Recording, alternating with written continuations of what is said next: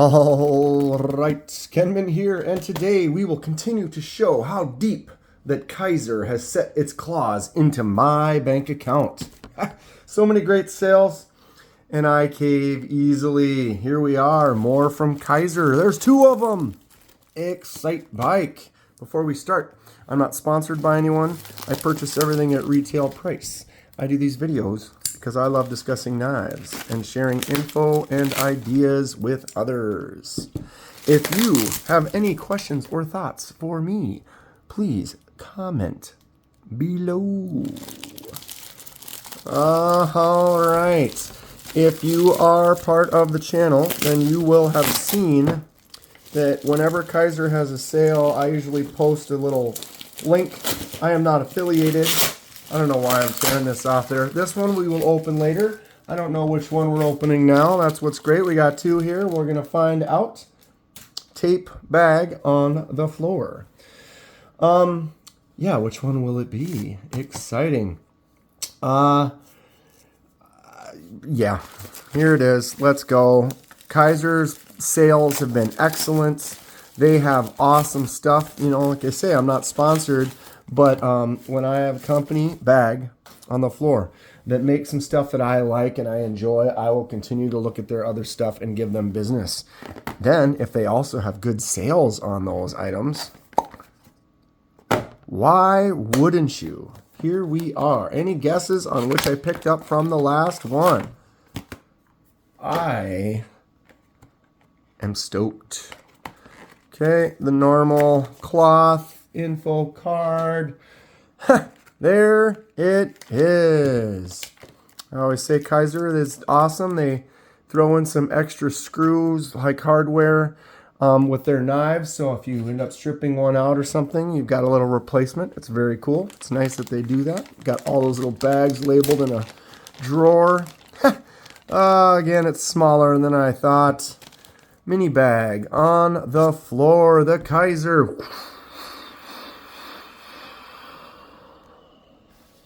Cyberblade. The Kizer Cyberblade. This was inspired by the Tesla Cybertruck. Oh, jeez. Got my finger caught in the... Oh, that's great. But yeah, it was inspired by the Cybertruck. I'll go ahead and... There you go. See the resemblance? Boom. But yeah, this is just a silly... Their last sale was like 60% off of everything. So I don't remember how much this was. I think it couldn't have been more than $30. So I went for it. It's cool. So the Kizer, it's called the Cyberblade. We are looking at a crazy little knife. A Bowler M390 blade that is missing as much blade as it has. That hole is huge. We've got a G10 scale, very smooth, sleek G10 scale. We could try a die project on that. Bing! If you haven't checked any of those out. I don't know. This one's pretty dark. Probably just leave it as is. But it's an option. Maybe we'll talk about it. See that? I caught my finger in there again. That hole is so big, when you go to do that reverse flick, I've actually got stuck. That's interesting. How about that?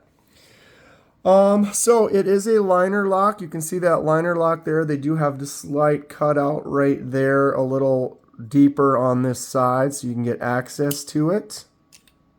That hole, I just got my thumb stuck in there too. But yeah, the access to the liner is enough that it closes pretty easy. Let's see, is it droppy? Kinda. Oh man, that's gonna be a thing. I've learned already. Okay, so Kizer action. It does drop fairly good, but see this? Look at it. That hole is enormous. So I would say, if anything, I'm already not used. I mean, I'm not used to it, but I've been catching my finger inside that hole.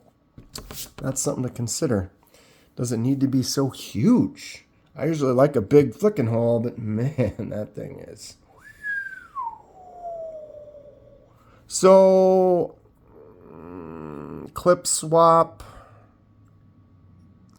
I would say you could swap the clip but it's recessed. So you see how they made a little cutout right there? The same screw hole on the same side. They could have recessed that one and allowed for the cutout. And if anything, those little rectangle lines would only have added to the Cybertruck look. And I don't think it would have damaged that look at all by putting that little cutout on that side like they did there. And then the lefties would be able to swap that clip. But they obviously didn't care.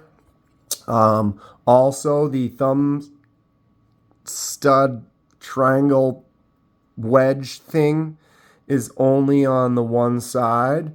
It looks like it is not uniform. It's longer on this side than it is on that side. So if you were to take it off and try to swap it to the other side, it would not fit.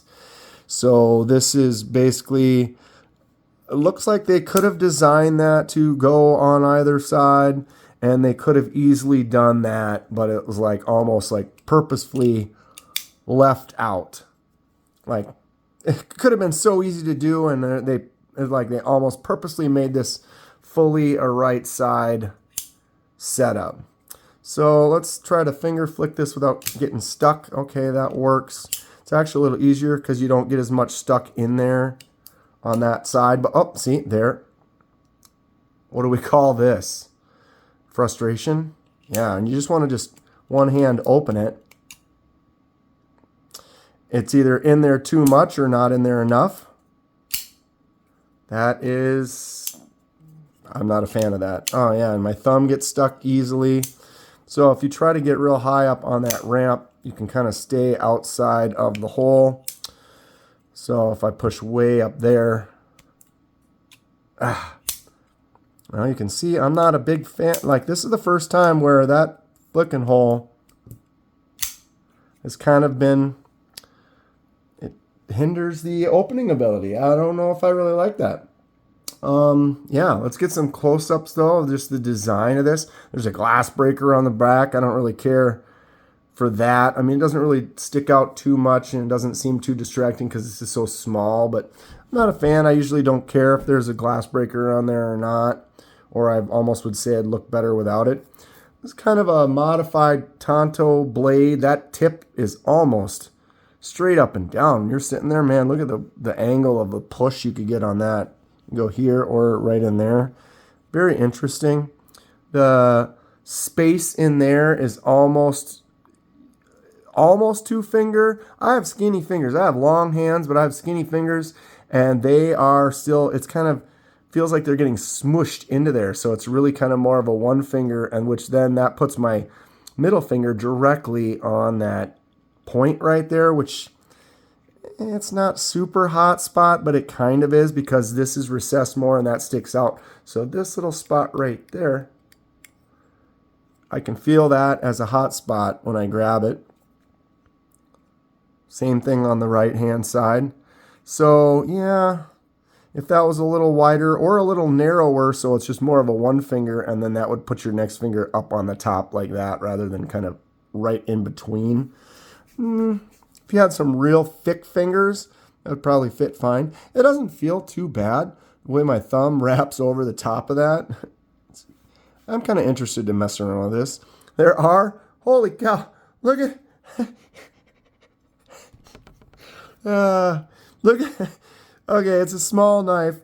There are some kind of jimps cut on the scales right here on the inside. You can't really feel them on that outer edge, but if you kind of push in the middle like that, you can kind of feel them. So if you're holding it way back here, you can kind of feel that, which I don't know if you ever would. But then there's these tiniest little jimps. Focus. Just a little teeny rack of them right there. I don't know what the point of that would be when it's closed. I don't know. Can you... Maybe you can front flipper this, huh? Almost. I got it started there. That. Right.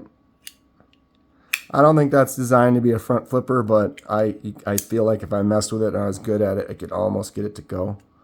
But yeah, not really. But those little jumps on there, it's kind of funny. Let's see if I can do it without getting the finger stuck. Okay, I almost felt like it wanted to stick. Yeah, I tell you what. So, What am I thinking about here? So the blade is solid. Centered pretty good. No worries there. Let's check the detent. It's pretty close to the end, but you see when it gets to that end, boom, it pulls it in. That's got a nice little satisfying click, actually. Click. But it's that opening that I am not a fan of. You can't even like wheel it out without getting stuck in there. That's just, I don't know. I don't like to be negative, but I don't think that flicking hole was designed properly, personally. Everybody's got different taste. That's okay. It does look neat. Give it that. This tiny little one would be 5.5, but because that glass breaker is there, it's more like 5 5/8, maybe. Blade is 2 1/8 approximately. You have a 3/4 inch cutting surface there and a 1.5 inch cutting surface there. The handle with that glass breaker is about 3.5. And at the thickest points, just under a 1/2 inch. So it's a smaller but chunkier kind of a knife. All right. Okay. So it says, I don't know why they have to write the name Cyberblade on there. M390. So very little branding. Wow, they didn't even put the Kizer logo anywhere. That's interesting. Not a Kizer logo, but they want to write Cyberblade on there. I would think you'd want to write the brand Kizer more than you'd want to write the model. Especially this. I mean, it's pretty obvious. Cybertruck, right? Yeah. So I compare everything with the old CJRB Pyrites. It's a good knife. It's a solid EDC, mid to closer to full-size knife. So it's got that beat by about 1 inch on the front, inch on the back. The Pyrite Mini, or the Mini Pyrite, blade's about the same length. Handle's just a little bit shorter, but you would tag off that tail there, they'd almost be the same. Pretty close to the same, almost. Yeah, let's see. Let's grab a couple of the other Kizers. The Urban Bowie. Looks like these two are almost the same size. Handle's about the same. And the tip of the blade is a little bit longer on that Urban Bowie. Maybe the Mini Sheepdog has definitely got it beat a little bit on the front and the back. Get that size. Okay, let's go ahead and, weigh. Stop moving it, it'll even out. 2.9, so it's a little bit heavier. The Urban Bowie is 2.7. Mini Pyrite is a lot lighter. It's a little bit smaller, 1.8. So yeah, sitting at 2.9. It's kind of a chunkier, but if it's a Cybertruck, it should be chunk for the size that it is, I would almost think, right? What's everyone think about the design of this style? It's an interesting knife. Should I dye it? Should I just leave it? I'm not really sure. I do like the look. Jen, it's not because it's attractive look. It's just weird and different. That's a thing. I don't know if I'm... That's definitely something that's just a little bit too much for me. I've caught my finger in there way more times than I've opened it successfully. So that is definitely something to think about. But yeah, as far as the dye, I don't know. I think it looks pretty good, just clean as is. The Cybertruck is very simple. Not a lot of multi-colors or whatever to it. I don't know. I'd say almost, if anything, put that up there for a second. Maybe do like I did with the Lieb, where I did the weathering dye, so it kind of looks like a dirty, kind of just stained and has been worn in and shows sign of aging and stuff like that. If you're interested in that process, you can check out the video right here. Other than that, Cybertruck blade, Cyberblade, Kizer. Stay sharp. See you soon.